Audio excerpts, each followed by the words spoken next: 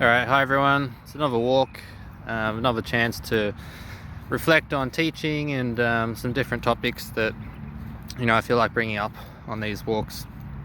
So today I might make the topic about behavioral management. All right, so some behavioral management tips and strategies that I use that I think are effective. Maybe I'll talk about some that I don't think are effective. And yeah, that'll be the theme of today's chat. All right, so my first thoughts on the topic of behavioral management is that you as the classroom teacher, you don't actually have as much control as what you're led to believe.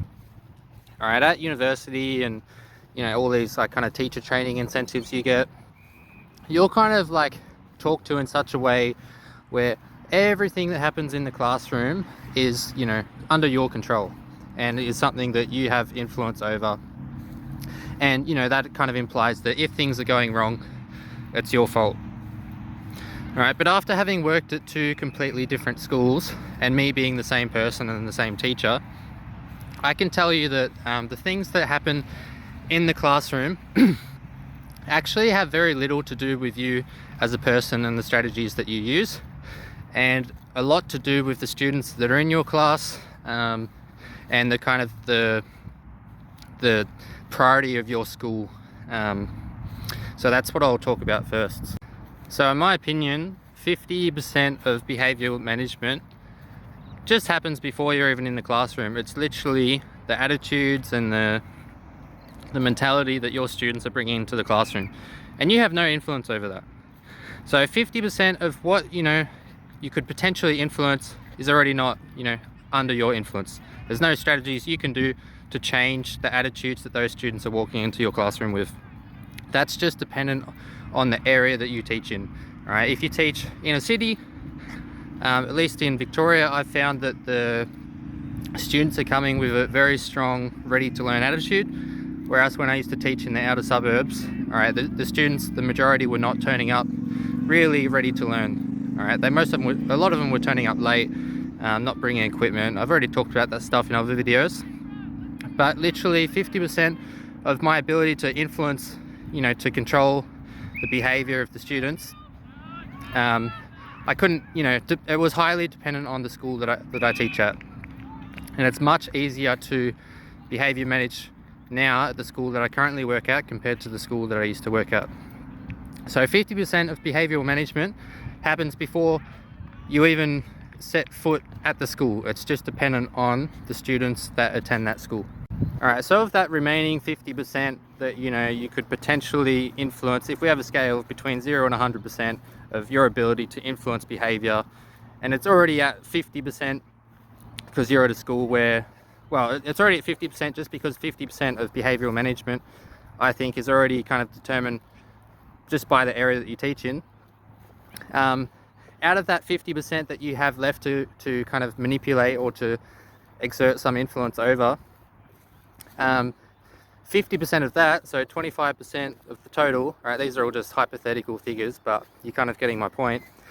50% of that 50% you can influence, so 25% of the total kind of behavioral management that has some ability to be influenced. 25% of it, all right, is kind of just dependent on your school's priority. Do you go to a school where well-being is the priority, all right, and then making students feel comfortable and just making sure they attend school and they're present in your classrooms? Is that the priority? Or is the priority that they're actually not just in the classroom, but they're there with their equipment, that they are there listening, that they are respectful? So your school's priority is really going to determine a big chunk of the behavioral management that happens in your classroom. If your school is just about well-being, then you're going to have a hard time, right, establishing a learning environment, because that's not really the policies that are being enforced at your school. Your school has policies that the priority is just having students in the classroom. And sometimes that means if they're in the classroom but they're stuffing around and they're causing havoc, that's better. Your school views that as better than the alternative where those students, they're not at school. Right? And you can't influence that.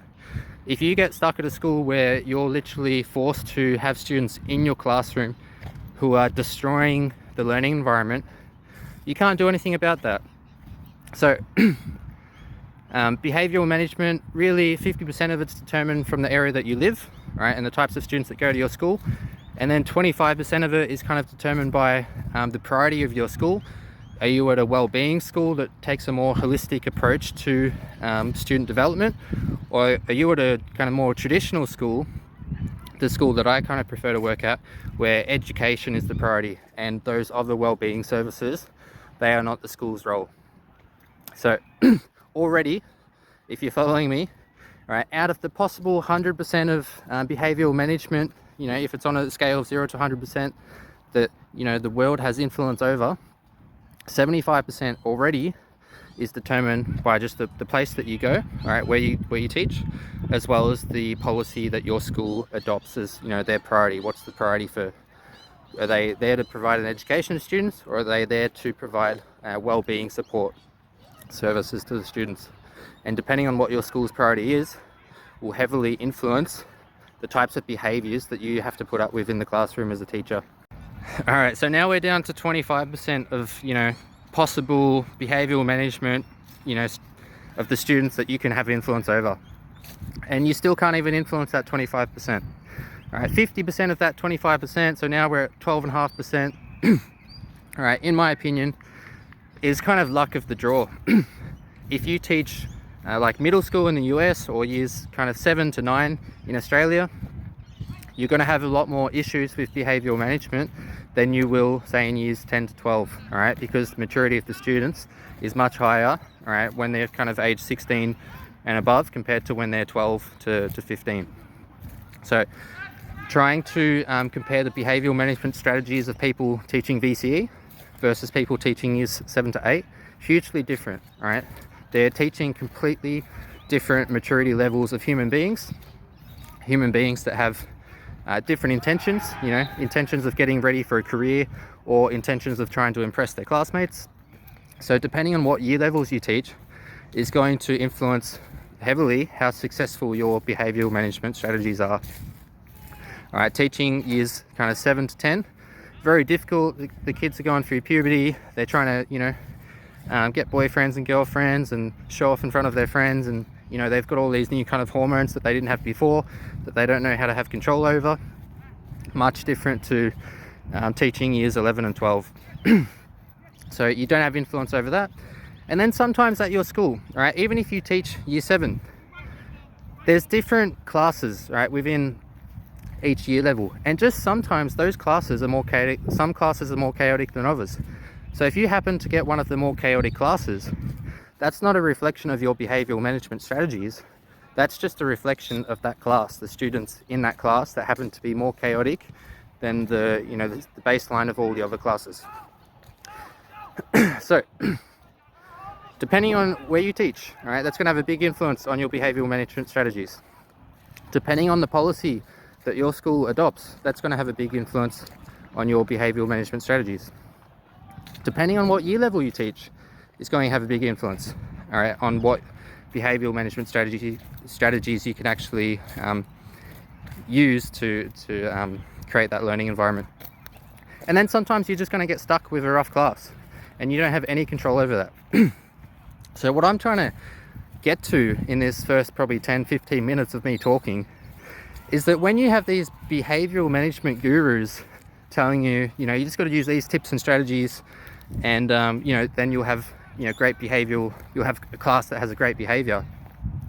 They're really just 1%ers, right? You have very little influence over the behaviors and attitudes that your students bring into the classroom with them, because those things are really predetermined based on their family, where they live, their values, the school's priorities, how old they are, just the personalities that are in that class. Sometimes they can make it more chaotic. You don't have any ability to influence any of that stuff. And that's really, in my opinion, influencing 90% of the behavioral problems, or 90% of the behaviors that students bring into class is happening before you even step foot in that classroom. So if you're feeling like your behavioral management strategies are failing, look at that stuff that I've just talked about for the last 15 minutes and really think, like, maybe I've just got, bad luck, and I've kind of, I'm in an area where students don't care about their learning. I'm at a school that doesn't really prioritize learning, prioritizes well-being. I teach year levels where the students are very immature still, and I happen to teach those classes that have the more chaotic students. If that's you, and you feel like your classes are out of control, it's not your fault, all right? That's just bad luck. Because I'm the same teacher this year as I was last year, and if you walked into my classrooms this year, you'd think, wow, this teacher's incredible, all right? But it's not me. It's the students, it's the school, and I just have some good classes. That's what it is. Last year, the same reasons that the behaviors were bad and out of control was the region that I was teaching, the school's priorities, and I happened to have the naughty classes in the naughty years of puberty, between 12 and 15 years old. So I just wanted to say those things because I've been to a few conferences where these guys talk about behavioral management, and you read a little bit into like their teaching experience, and they've taught it like private boys' schools or private girls' schools in like rich suburbs where the kids, are forced at home to realize that their education is, everything, and they need to learn, they need to be smart, and they're turning up with, these great attitudes all ready to learn. There's no such thing as great behavioral management at a school where the kids are already turning up ready to learn. Those teachers could do whatever they want and it would look like great behavioral management. And it's those same people who are writing books on the topic. And it's why we have such issues like in these regional public schools where you get these people coming in talking about, oh, you guys are failing because you're not, making your kids line up outside the door, or, whatever crap they come up with. That's not the reason. All right, those things work at other schools because that 90% of the stuff that I've already mentioned, it's already done for them. So just it's something that's frustrated me for a while. You get experts talking about behavioral management that have never really taught at schools where it's the biggest issue, and so they get this false sense of like security that they think, oh, I'm an excellent teacher because my behavioral management strategies are so good. But they didn't actually have to test them where like there's actual problems. It's like, if you're the military and you're preparing for combat and you think that you're doing, these training exercises, like you're acing them or whatever. But if you've never tested them in combat, you don't really know how effective they actually are, because you don't know what the enemy's strategies are against you. And not that the students are the enemy, but it's just something I've thought about for a while now, that 90% of behavioral management actually happens before you even step inside the classroom. All right, it's predetermined, and people don't like to talk about that because then it might make you feel like you don't have much power, and what's the point in all this education. And that 10% that you can influence is still important, and maybe that's what I'll try and talk about for the rest of this video. But I think someone needed to say, on some platform that maybe people look at one day, that most behavioral issues that are happening inside the classroom are not the fault of the teacher. All right, it needs to be said. And some people are saying it, but it needs to be said more often. All right, so now that I've got that whole thing out the way, where I'm saying that what you can actually influence in the classroom is only about 10% of the real behaviors that are happening, let me try and think of some actual tips and strategies that might make it, so that you still can have some ability to influence the behavior of your students. Because if you do watch the same classes go around the school, you will see that they do vary between different teachers. And it's not a bad thing. Like, every teacher has their own personality, and some teachers just have different boundaries for what they think is acceptable than other teachers. And that's what they're comfortable with. And what it comes down to is, what level of behavior are you willing to accept within your classroom that still enables a learning environment? And some teachers love it real strict. Personally, I don't. All right, coming from having been in the military for a year and a half, I really hated that strict, silent environment. I felt like I used to have to sit through tens of hours of lectures about military tactics and all sorts of stuff, and you just forget it. Like if it's not engaging, you just forget it. It kind of goes in one ear, out the other ear. Only when they called on someone every now and again did you get scared, and you kind of work back up, and you tuned in. But otherwise, that for me, that strict, silent learning environment, it's not really a learning environment for me. It's an environment where teachers, I don't know, they like power, and they get that power from having everyone work in silence all the time. For tests it's important.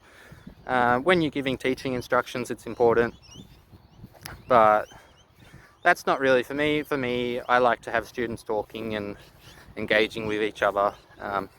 So that's my boundary, and so my behavioural management looks different from what another teachers would who teaches the same class as me. Alright, so let's actually do some tips now, because that's probably why you watch this video, and if you're still watching it, alright, good on you. Alright, tip number 1, have a good relationship with your students. Alright, your authority as a teacher, right, is kind of only exists because the students respect you. All right, if you're at a strict school where consequences are dealt with swiftly, right, you can get away with not being respected by the students, and just the consequences, kind of drive that student behavior. What would that be? Negative reinforcement, maybe. But you want your students to actually like you and to kind of want to impress you, all right? And you want them to feel like they don't want to disappoint you.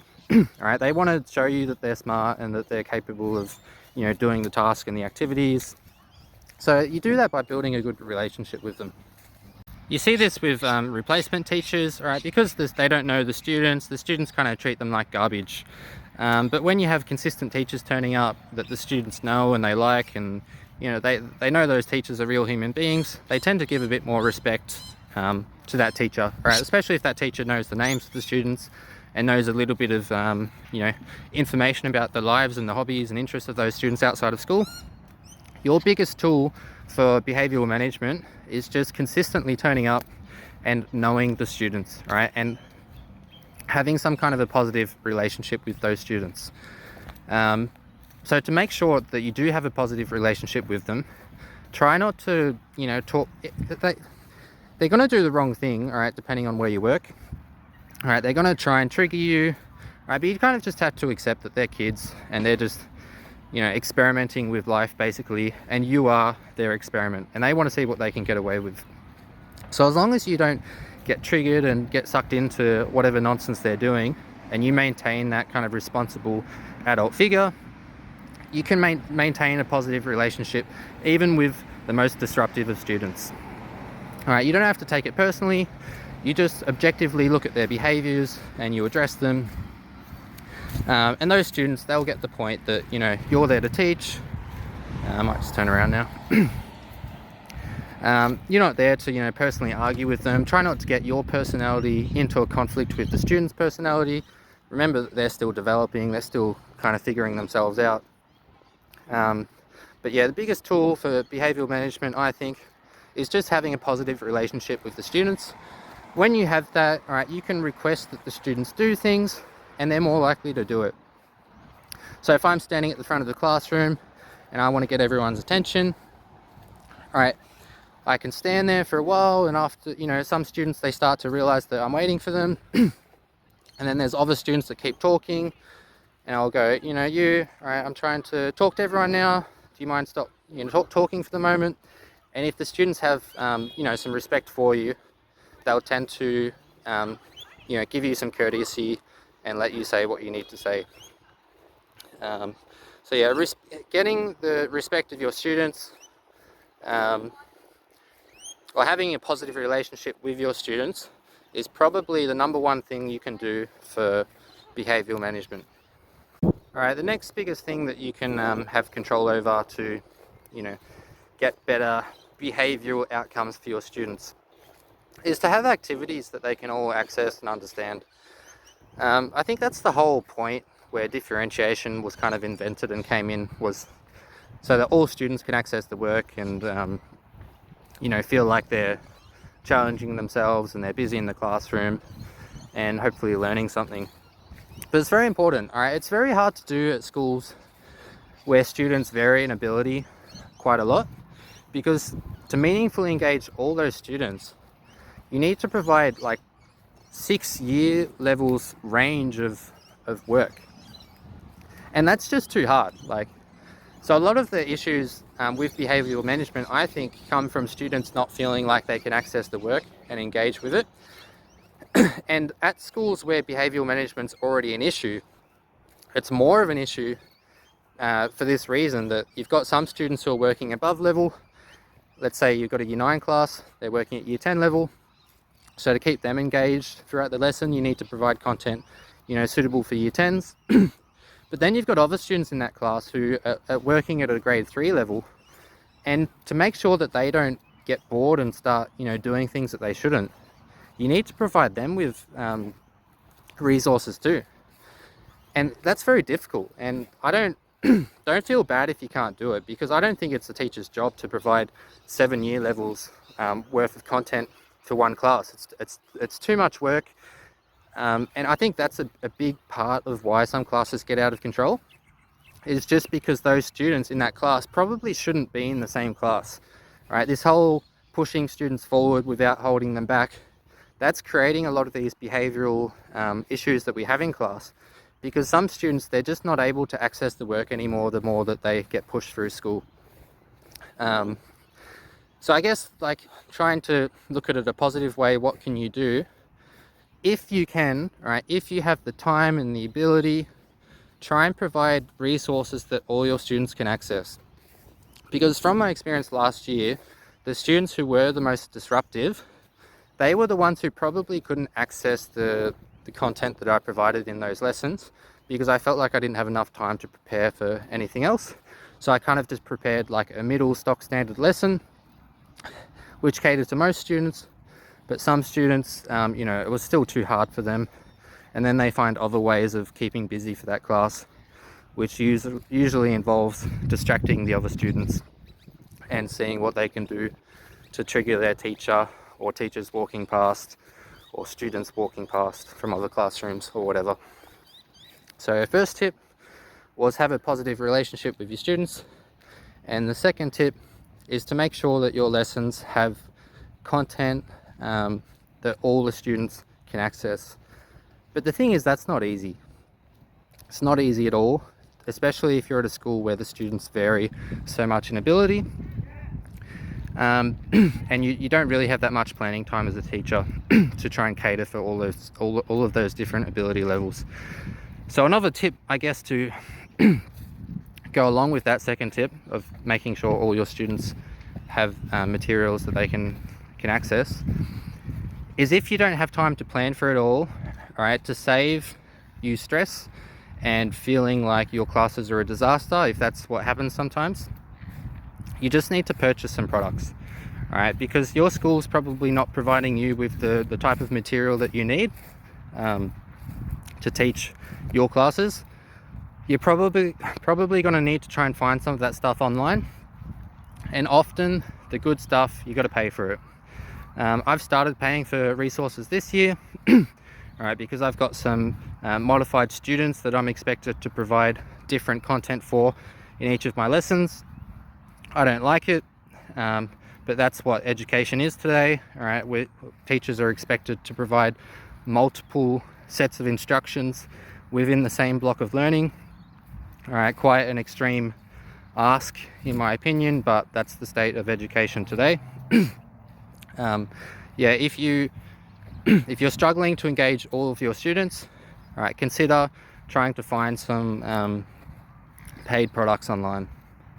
All right, let's say you've got positive relationships with your students and you're providing material that all the students can access for the entirety of the lesson, and you've still got some issues that are happening in your classroom. All right, something else that you can try and do. All right, I don't really like seating plans, but if your school has a seating plan for a class, make sure you stick to it. All right, you want to be consistent with your school's policies, and out of respect to the other teachers, you don't want to try and appear like the cool teacher that breaks the rules. All right, just stick to the seating plan that's already enforced. But what I like to do is give students the opportunity to sit where they'd like to sit, but let them know that it's not a privilege, right? Well, no, I said that backwards. It's not a right, but it's a privilege. And if they distract you, let's say on 2 occasions, you say that's your last warning, right? If you interrupt me again, or if the next time I come around, you're playing games, whatever, move them, all right? Always have a plan to separate certain students, because sometimes they're just not in the mood for learning. And sometimes you just have to accept that as a teacher. Kids, they're not going to turn up every day and want to perform their best. That's okay. But for me, it's not okay when they start to distract the students around them who look like they're got the potential to learn something for that lesson. So it's always good to give students a warning, just a verbal warning, right? You don't need to write names on the board. I tried that in my when I did placements 2 years ago, writing names on the board, and it got out of control. All right, it became a competition between the students who could get their name written on the board the most and with the most crosses. That was a failed strategy.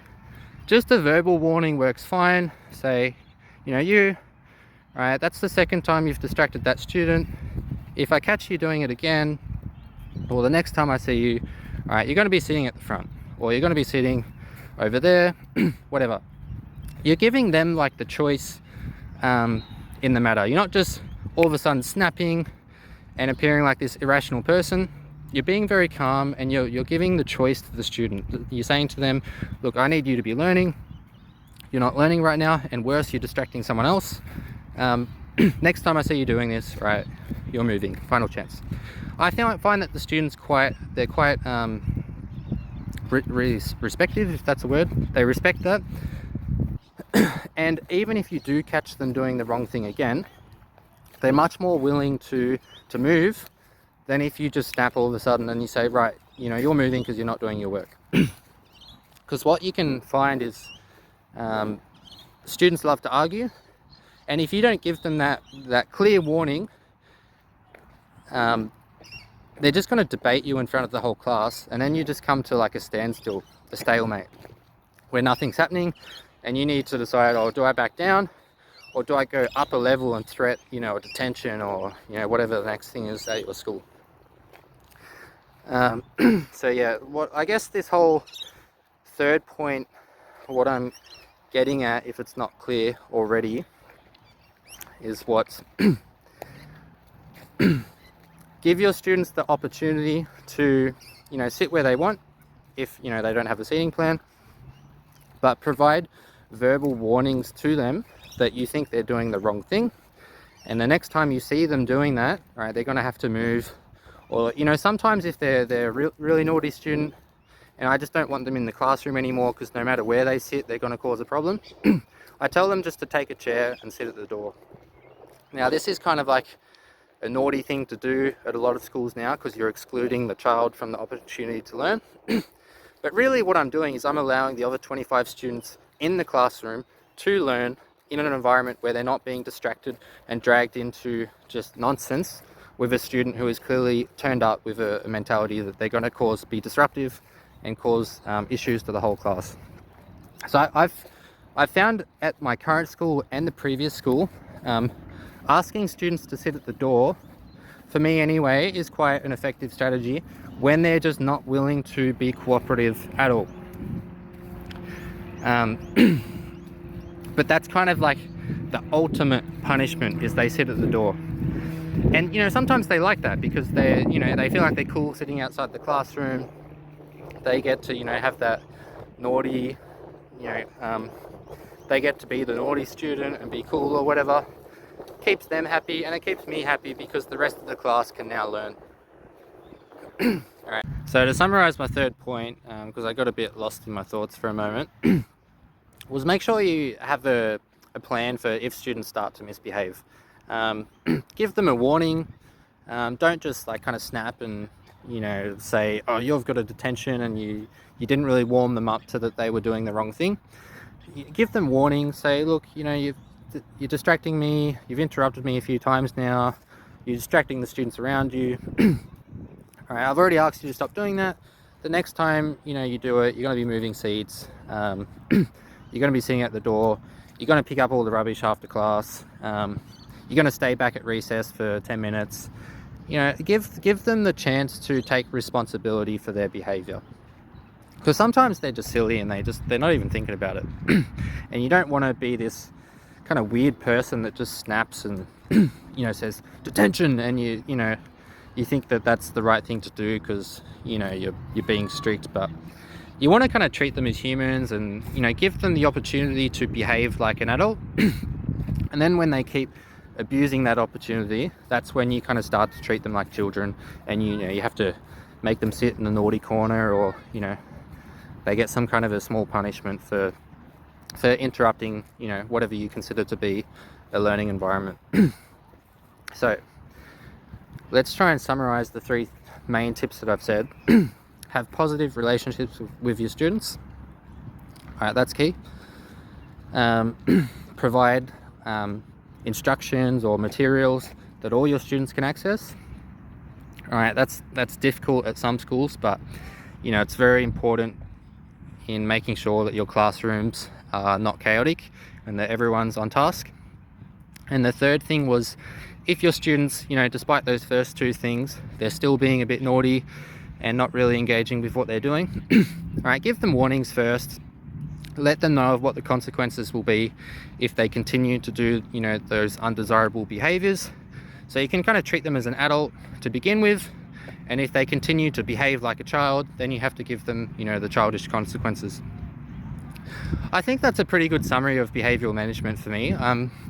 There's all sorts of other little tricks and things you can do that you'll come across, you know, if you read on behavioral management, and they're all, you know, they're all good things to consider and to be aware of.